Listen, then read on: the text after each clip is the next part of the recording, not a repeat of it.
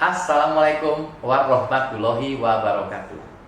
Saudara-saudaraku yang dimuliakan Allah, masih ingatkah kita semua dialog Allah dengan malaikat tentang rencana Allah menciptakan manusia yang terukir dalam Al-Quran surah Al-Baqarah ayat 3? Ya, dalam dialog itu para malaikat awalnya menganggap secara subjektif manusia sebagai makhluk biologis yang identik dengan emosi dan nafsu yang berpotensi merusak dan menumpahkan darah di bumi.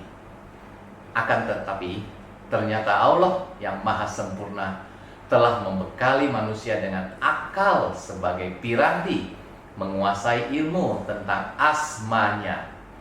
Dengan akal dapat dipastikan bahwa manusia mampu mengontrol emosi, mengontrol nafsu dengan baik demi keberlangsungan hidup yang seimbang. Potensi akal yang dimiliki oleh manusia mampu menaikkan derajat manusia pada jabatan khalifah.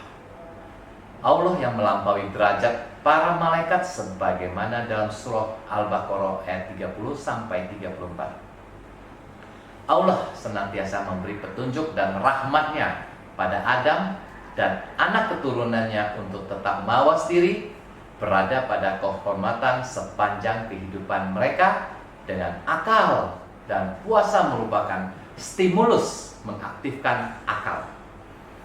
Para pemirsa yang budiman, kini pada momentum puasa ini sebenarnya manusia berada dalam sebuah madrasah, sebuah pendidikan dan pembinaan fisik, mental dan jiwa.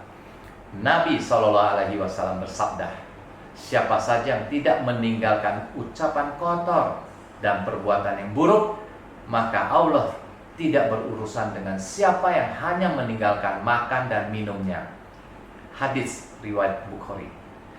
Bagaimana olah fisik dengan puasa, dan bagaimana olah mental dan jiwa dengan puasa? Makan, minum, dan berhubungan suami istri yang hukumnya halal saja dilarang ketika sedang berpuasa. Bagaimana dengan yang haram? Semua ini agar manusia imsak, menahan diri untuk tidak terpana, tidak terlena, tidak terperdaya, dan tidak tertipu oleh potensi emosi dan nafsu dunia. Dengan tingkat menahan emosi dan nafsu, sebenarnya manusia masih berada pada level terendah dalam menjalankan puasa. Rasulullah bersabda, betapa banyak orang berpuasa, peluangnya hanya menjalani lapar dan haus, dan betapa banyak orang yang mendirikan ibadah malam, peluang yang didapatnya hanya berupa begadang malam. Hadis riwayat Ahmad. Manusia cerdas, manusia bermental dan berjiwa baik yang lulus dari madrasah Ramadan inilah disebut sebagai manusia beriman yang bertakwa. La'allakum tatakun, berprestasi menyandang kebesaran Allah. Litu kabirullah ala ma hadakum, dan sukses mensyukuri Allah atas dirinya. La'allakum tasikurun, sebagaimana dalam Quran surah Al-Baqarah ayat 183 sampai 185. Insya Allah kita lulus dalam madrasah Ramadan tahun ini. Amin ya Rabb. Wallahu a'lam bishawab. Semoga ada manfaatnya.